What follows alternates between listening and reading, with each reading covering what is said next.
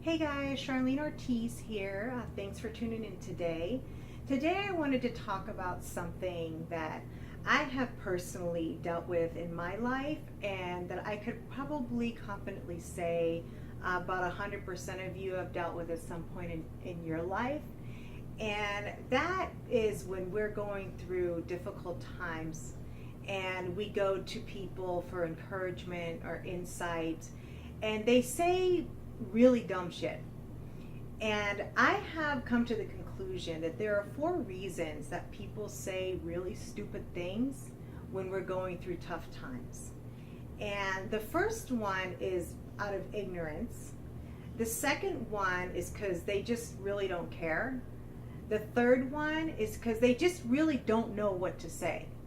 And the fourth one is because they don't like you, but you don't know that they don't like you, or maybe you do know, maybe you do sense something, but they don't know that you know that they don't like you. And so they try to be nice to you and they try to hide it, and they just say really mean stuff just to bring you down and just to kind of a passive aggressive type of thing. And so I've come to the conclusion that those are the four reasons why people say really dumb shit when we're going through tough times. And so I just wanted to share, times in my life where it's happened to me and how it's happened. And the first one I'm going to talk about is the ignorant response, where I was working with a client and she had a wonderful life. She never had any type of financial struggles. Her husband had a really great job. They had a beautiful home, a beautiful little girl, and just the type of life that I think most of us would call the American dream, And so she definitely had a very posh life. She didn't have to work at all. And she was a musician or a singer. And in her younger years, she toured with a lot of A-list singers, a lot of big names. And she made hundreds of thousands of dollars doing that. And money that she was able to put away, because during that time period, they paid for all of her living expenses. And so she really experienced some wonderful opportunities in her life. And so at that time, my car had been repossessed, and I was taking the bus, and it was the summertime. And if any of you are familiar with San Fernando Valley outside of LA, the summertime can get really hot, like 105, sometimes even up to 110 degrees. And it had been really hot. And I was talking to her just about my frustration with taking the bus. And I was actually trying to relate to her because she was complaining about some back pain she was having. But she was otherwise a healthy woman. Like, she really didn't have anything wrong with her. But if you talk to her, you would think that she had cancer. I mean, she was just that type of person, that just blows everything out of proportion. So anyway, I was sharing with her, well, I totally understand your pain. I totally understand it's uncomfortable. I said, look, I got to take the bus every day, and it wreaks havoc on my hip because I have to carry my gym bag, I have to carry my purse, I have to carry my lunch bag, and I had to walk about a mile from my house to the bus stop every day, and then I had to walk everywhere. So it was really hard. It really sucked. And so anyway, I was just kind of sharing with her, the frustration, and you still got to push through. You got to push through the pain, and if you want to get better, and still, be committed to your workout. And I was sharing with her, it's really hard not having a car. It's really frustrating. And she says, "Oh, Charlene, that's just the first world problem." That is a term that I sometimes cannot stand. I get why people say it sometimes. Like, for example, if you have a teenage kid or even a friend, this phone isn't working properly and they're having a nervous breakdown because of it. And someone might say, oh, come on, that's a first world problem. There's people out there that are suffering. I totally get that. But it doesn't mean that the things that we struggle with in this country aren't real issues. Even though we might have it better than a lot of other countries, we still struggle with real issues and real challenges here. And so I thought it was such an ignorant statement, because I was like, you have no idea what it is like to be in my situation. None, not even remotely, because everything in your life has been smooth sailing. Well, at least financially. Her father unfortunately committed suicide when she was a teenage, so she has suffered tragedy, and she does know what that's like. But financially, she's never struggled. Everything's just, and which is great. It's a wonderful thing. You know, I think it's wonderful when somebody can have that kind of lifestyle. But for her to make that comment to me and not have even the slightest idea of what I'm going through, it was just a really ignorant thing to say. And so the second reason is people that just don't care. And so this was another time period where, we were going through really difficult times financially, and my husband works in construction, and he got laid off on his job because construction just wasn't doing well at that time in LA. And so there was a huge influx of illegal immigrants coming in, and my husband couldn't find a job for more than $9-10 an hour. And he was used to finding jobs where he was making $15-17 because of his experience, because he has a lot of experience in his trade. And this unfortunately brought the wages way, way down. And so it was a really, really frustrating, discouraging time for us. And so he was on unemployment. We weren't getting a lot from unemployment, but it was something. And so then, for whatever stupid reason, the state of California, their EDD system, decided that they were going to take our unemployment from $1,800 a month to $500. And they said it was because some money they owed us. Anyway, that's a whole nother story I can talk about. But so without any warning, I mean none whatsoever, they took away $1,300 a month from us. And that was huge. That was our rent. And we had no idea what we were going to do.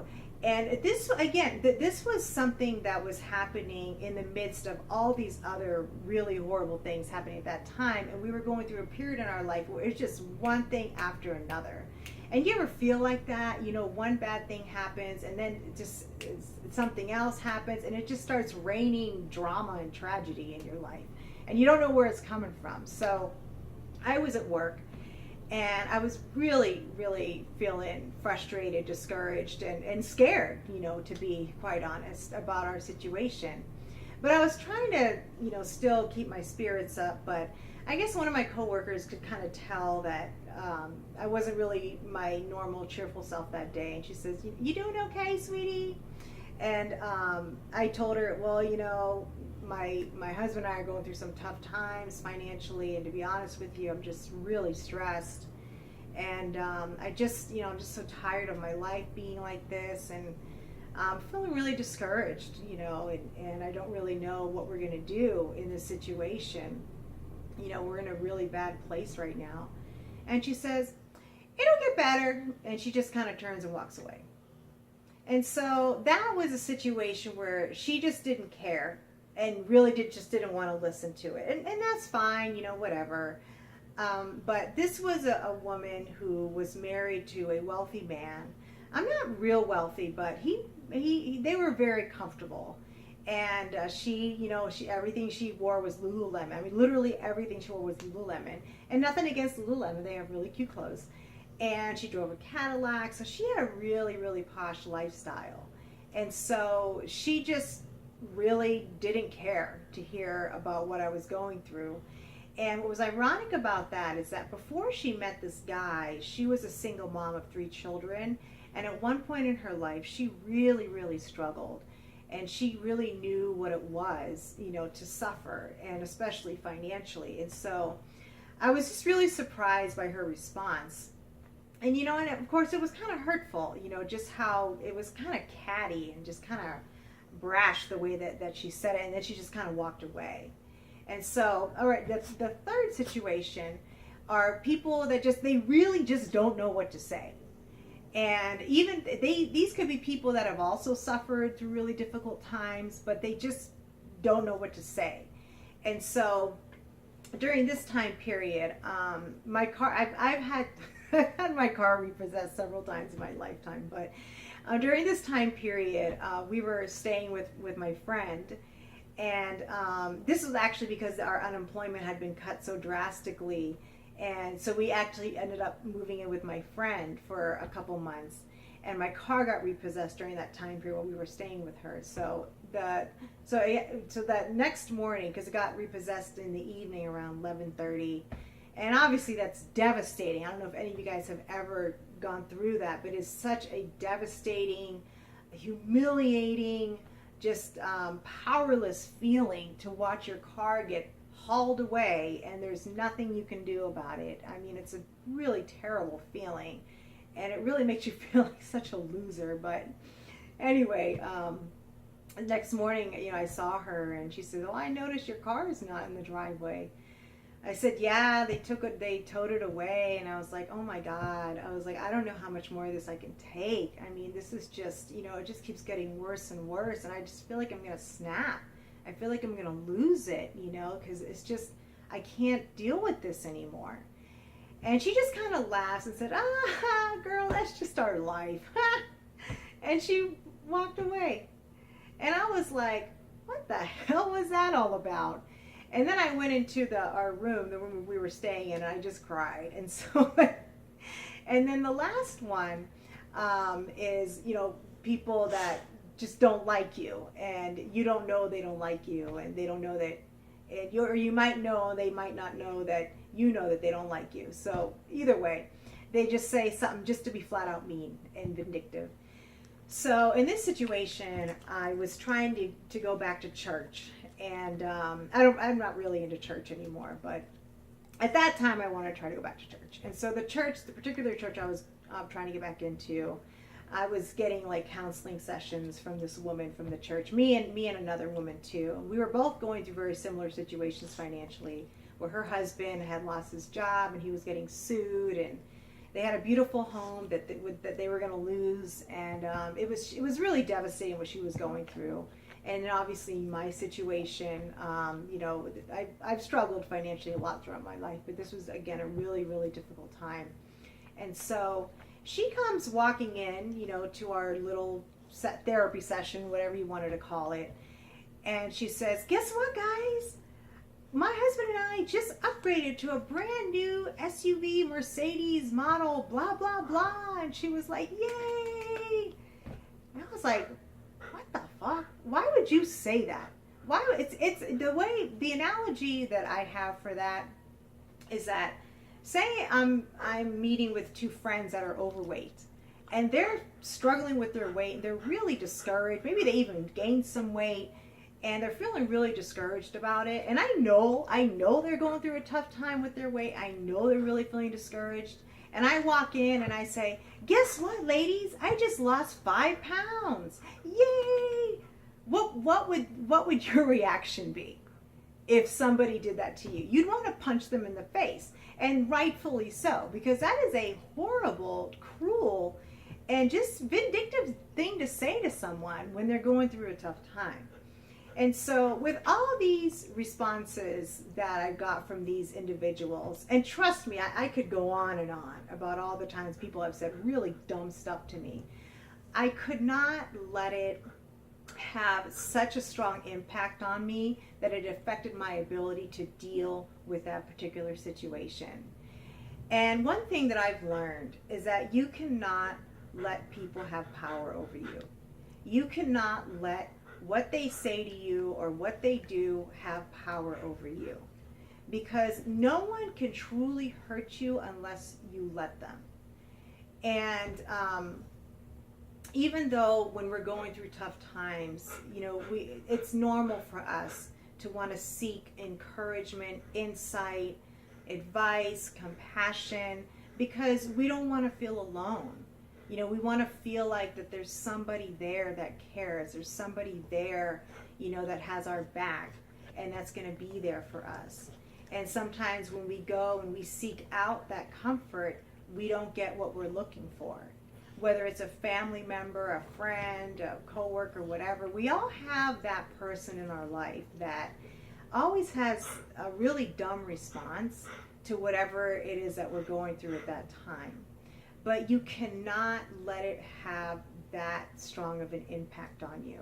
You know, it's normal to get frustrated. It's normal to feel discouraged after getting, you know, some really dumb advice or really negative response from someone that, you know, that you were going to get encouragement. It's natural to feel that way, but you can't let it fester. You can't let it stay with you. You just have to understand that's where they're at in their life, and that's how they deal with their life. And these people are just not people that are gifted with insight or compassion or the ability to encourage people or know what to say. Because we also have people in our life that always know what to say, or people that we go to that they always make us feel better, you know. So there are some people that do have that ability, and whether it's because they've been through really tough challenges in life, or they're just naturally like that. There's some people that just naturally always know what to say and have great insight and are always encouraging. But the people that don't know how to respond, that's where they're at. And because, like, for example, I've known people throughout my life that have been through really tough times, and they have taken those struggles and they have let it turn them into a very bitter, angry, vindictive, victim person, you know, and they just can't get anywhere in life because although a lot of them have suffered very valid challenges, very valid struggles, but they've let it really just suck the joy out of them and just take away their desire, their passion for life, and take away their hope that things can ever get better. And so those people will often give you a very negative response because that's how they respond to their situation. And so you really can't let that shake you. You can't let it rattle you. You just have to, one of my coworkers said this beautifully one time, you just have to let it roll like water off of your back. Just let it roll off your back. And, you know, they said it was hurtful or it was obnoxious or mean, whatever, but you know, you just have to understand that everybody has their own personal mental and emotional state that they're at. And some people will always stay stuck there. Some people will grow and they'll develop and, you know, become, you know, more insightful, better people. But don't let it determine how you're going to be able to deal with your situation. Because the reality is, you have the strength within yourself to get through anything. You really, really do. And for many of us, we are going to encounter times in our lives where there's not going to be anybody there to pick us up. There's not going to be anybody there, you know, to give us that encouragement, that insight, that advice, you know, that helping hand that we need. And I've definitely encountered that in my life where I really was on my own. Even my husband couldn't help me. And my husband is a very insightful, very wise man. And he does give me a lot of encouragement, you know, and he does build me up a lot. And he's a great man. But there are even times when I can't go to him. And I just really have to dig deep inside of myself, and I have to resolve it inside of myself. And I have to figure out how I'm going to get through this. And just how I'm going to be able to just emerge and thrive from this situation. And sometimes it's good for us to be in that place because we do find strength inside of us that we really didn't know was there. And a lot of times we get hit with life challenges that just literally come out of nowhere. And the analogy I like to use for that is it just makes me, I feel like I'm just sitting on a park bench minding my own business and someone comes and just punches me in the face out of nowhere. Or even worse, you know, you're helping some little 9-year-old lady cross the street or put her groceries away in her house and someone comes and punches you across the face. Where you feel like, you know, I'm actually doing something good in my life. I'm actually trying to help people. And bam, you get hit with some horrible illness. you lose a loved one. Somebody dies, that you really love, or you lose your job, or you get hit with this IRS tax bill that you had no idea you owed. I mean, these things can just come out of nowhere and just really throw us off. And especially if we're already dealing with certain challenges, and then we get hit with something else like that, it's really hard to keep yourself up.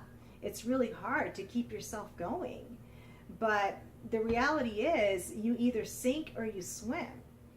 And I'm going to tell you, if you let yourself sink, it is going to be really, really hard to pull yourself back up to the surface. You can do it. It can be done. But it's going to take a lot more work if you let yourself get sucked into this downward spiral.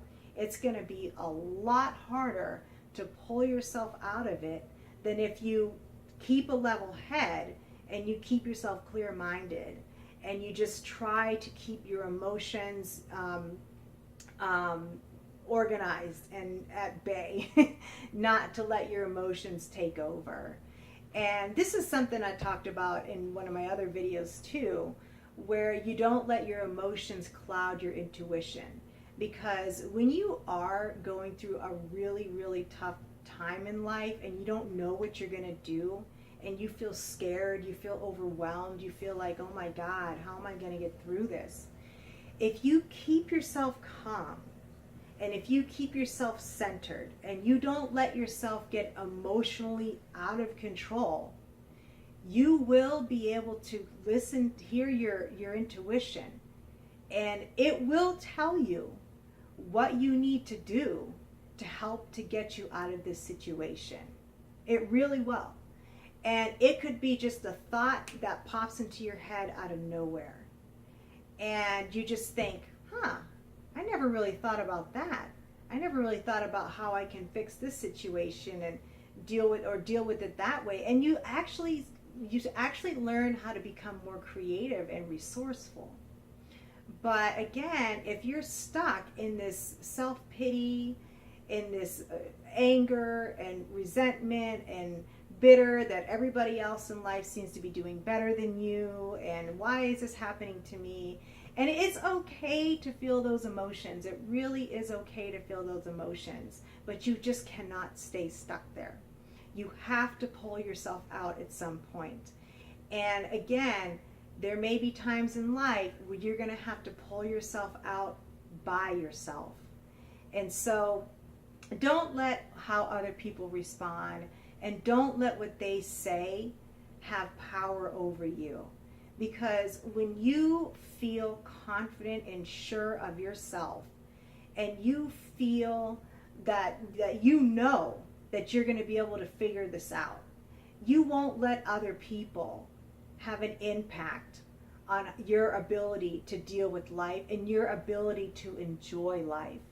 And that is a lesson I really learned the hard way, that for so many years I would let how other people treated me or what they said to me or what they did, I let them take my joy away, and I let them have that kind of an impact.